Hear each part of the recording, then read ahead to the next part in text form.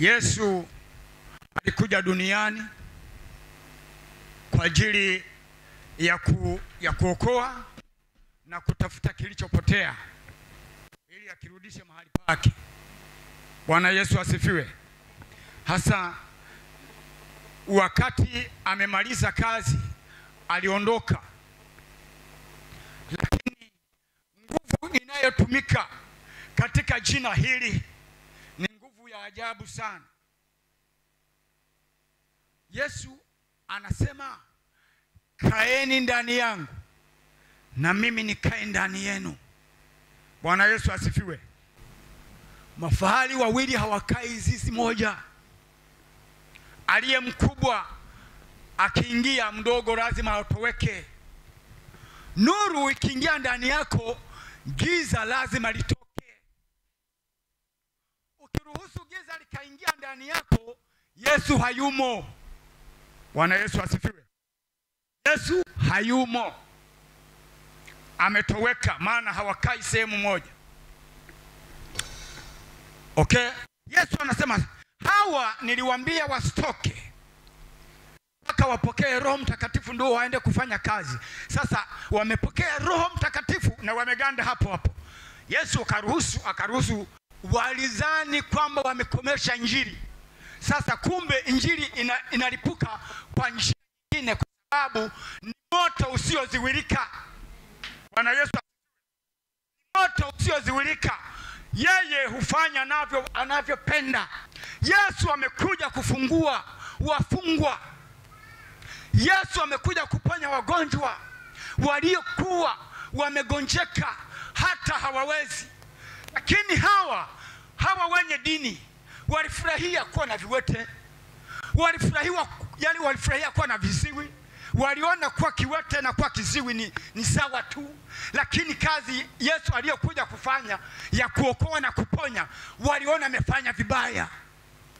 Bwana Yesu asifiwe. Bwana Yesu asifiwe. Lakini kwa kuwa moto ulishawaka, moto ulishapamba, walifikiri kwamba wataweza katika zoezi lile. Sauli alianza kazi.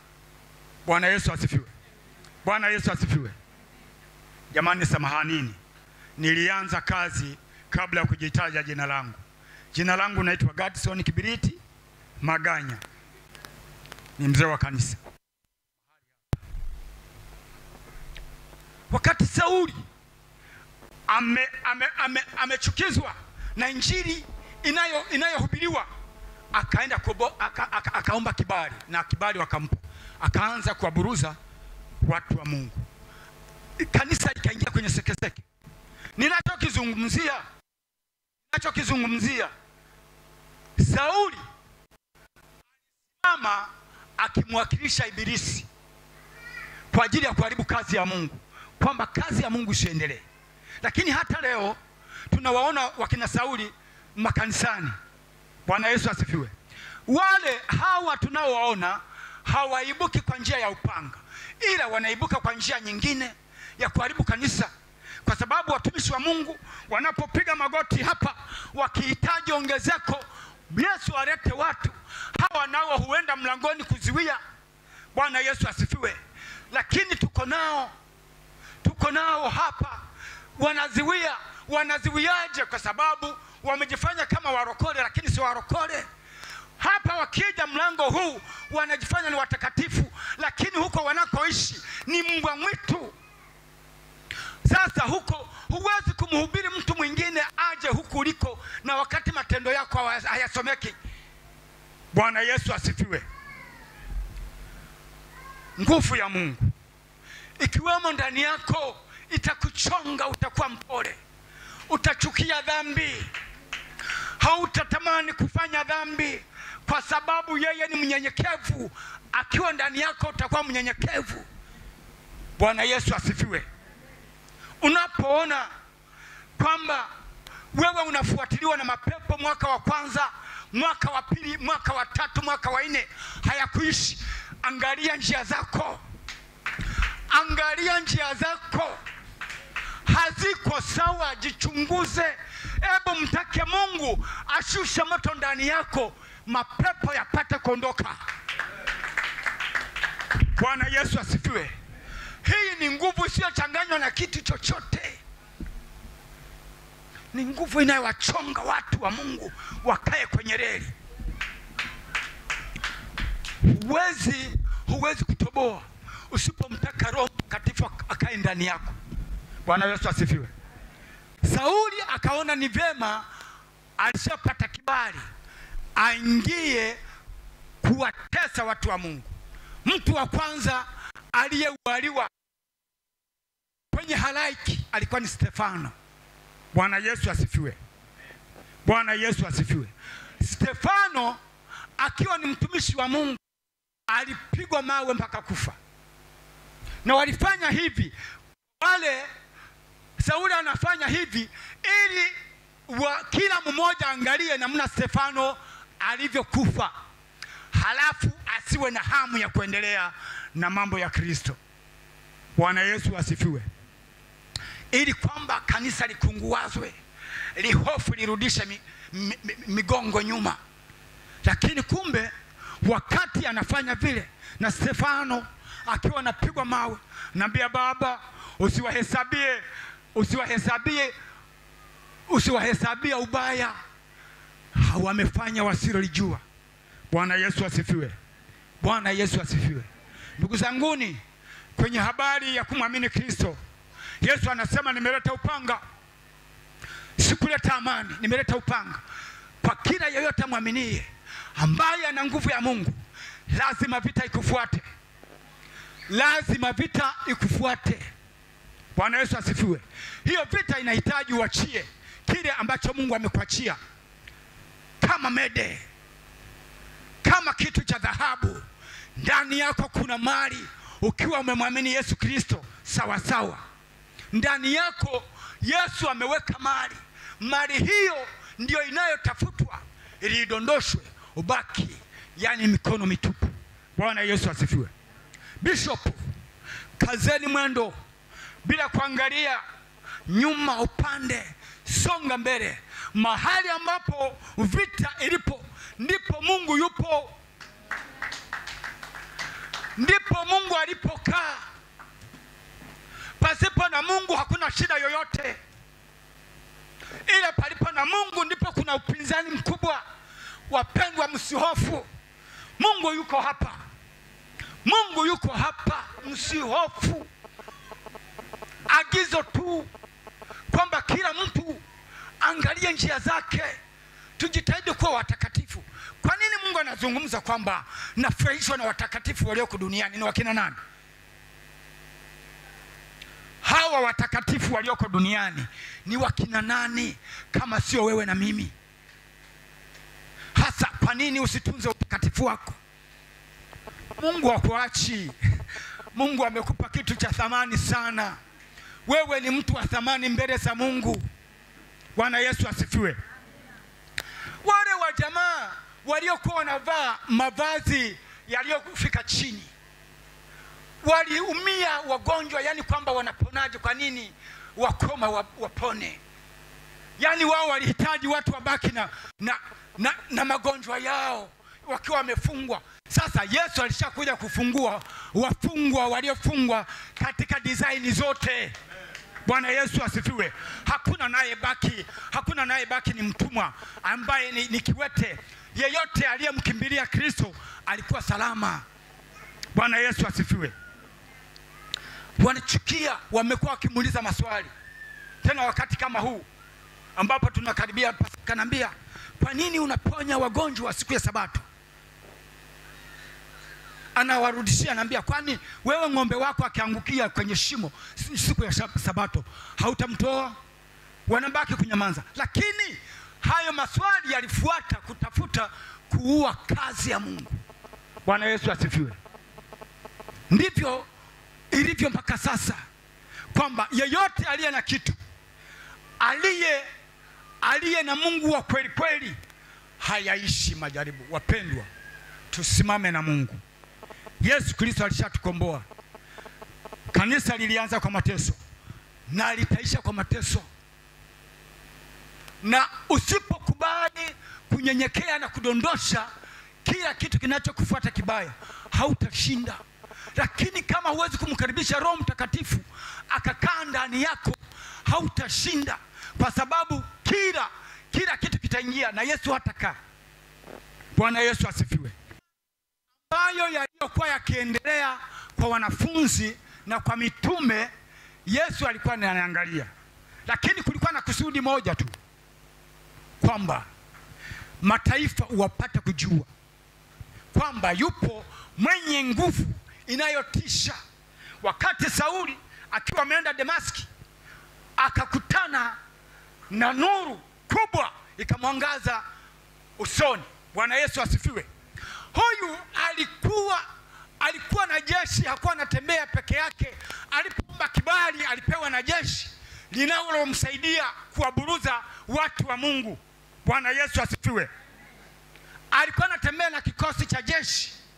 Kwa hiyo hata kama ungekuwa na nguvu namna gani, ulikubali na waliburuza, kwa sababu ana dola limempa nguvu.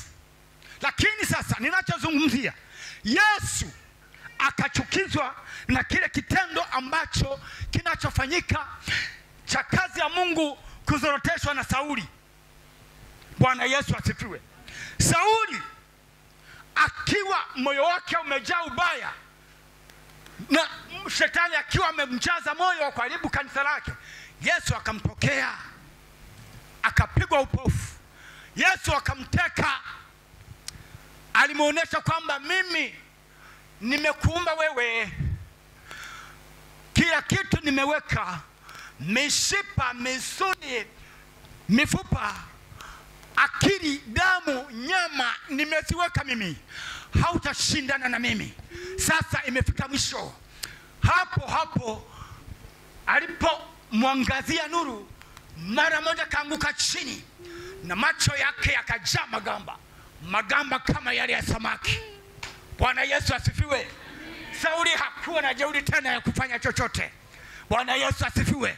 Na lile jeshi lake likabaki linashangaa, kilichotokea ni nini? Kilichotokea kwa mkuu wetu ni nini? Haoni tena, hawezi kufanya chochote, hawezi kufurukuta. Yesu akamwacha, akatulia pale. Wakati ametulia pale, wakamnyanyua. Bwana Yesu asifiwe.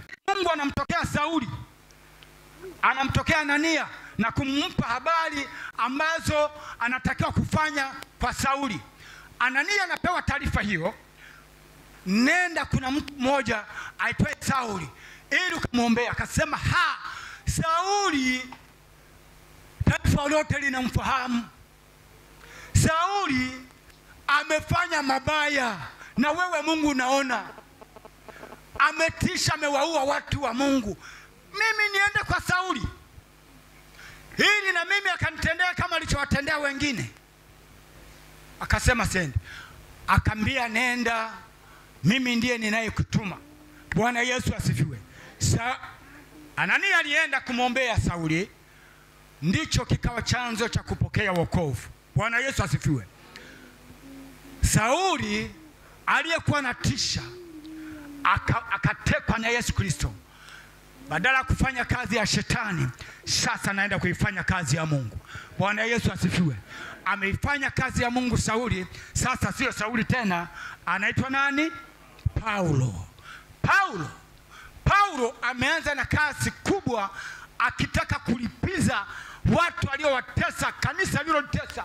Ndiyo maana habari hii ya Paulo imetajwa kwa ukali sana, kwa sababu alitumia kasi aliyowaua watu wa Mungu na kutumia kasi ya kuwarudisha watu kwa Yesu. Bwana Yesu asifiwe. Mungu ni mwaminifu juu ya maisha yako. Simama na Mungu. Simama na Mungu, mtu wa Mungu. Mbingu, safari yetu sio ya kitoto. Katika maisha yetu tunapambana na vitu vigumu, lakini hutakiwi kuacha. Hutakiwi kurudi nyuma. Unatakiwa kusonga mbele. Hatujafikia kiwango walichopata mateso hawa mitume. Wamekufa, wakina Bartholomayo wamechunwa ngozi na kutumbukizwa kwenye pipa linalotokota kwa mafuta, limechemka sentigredi 100, wakatumbukizwa humo kwa sababu ya Injili. Kwa sababu ya Injili. Watu wamepigwa mapanga kwa sababu ya Injili. Yaani wewe jaribu tu la kusemwa na mtu, jaribu linalokuja la magonjwa lilishakupiga chali, unakwama wapi? Unakwama wapi? Yesu Kristo ni mwaminifu. Tembea na Mungu, tembea na Mungu, mtu wa Mungu. Kanisa unaposikia limekuwa ni kanisa lililokuwa na Roho Mtakatifu, lenye nguvu ya Mungu. Unapoona haya yanatokea, ajali zinategwa, watu wanafanywa hivi, hapa kuna Mungu. Amina. Hiki ni chanda tu cha Ibilisi ambacho kinataka kimtowe mbeba maono wa kanisa hili, anyongeke, asiwe na nguvu ya kumtaka Mungu. Sasa tunahitaji kusimama naye, tukimkumbuka kwa kumwombea, atasimama kwa maombi yetu. Bwana Yesu asifiwe. Kanisa litasimama kwa maombi yako. Kanisa litasimama kwa jitihada zako za kumtafuta Mungu. Kanisa litasimama kwa kuziwia vitu vichafu visingie ndani ya moyo wako. Safisha hekalu lako, safisha hekalu la Mungu, maana neno la Mungu linasema sisi ni hekalu la Mungu lilo takatifu. Muda wangu umeisha. Mungu awabariki. Mungu awabariki. Asante Baba yetu wa mbinguni kwa ajili ya neno hili. Baba, mbariki kila yeyote aliyesikia neno hili. Baba, lipake mafuta, likafanye kazi ndani ya mioyo ya watu wako. Katika jina la Yesu Kristo wa Nazareti, ninakusihi Mungu wetu ukatamalaki, ukaonekane kwa kila mmoja. Neno lako limesema tukae ndani yako, nawe ukae ndani yetu. Yesu ukiwa ndani yetu, hakuna chochote kitakacho tuzuru. Asante kwa kuwa ni mwaminifu. Naomba na kushukuru ni katika jina la Yesu Kristo wa Nazareti. Amen. Mungu awabariki.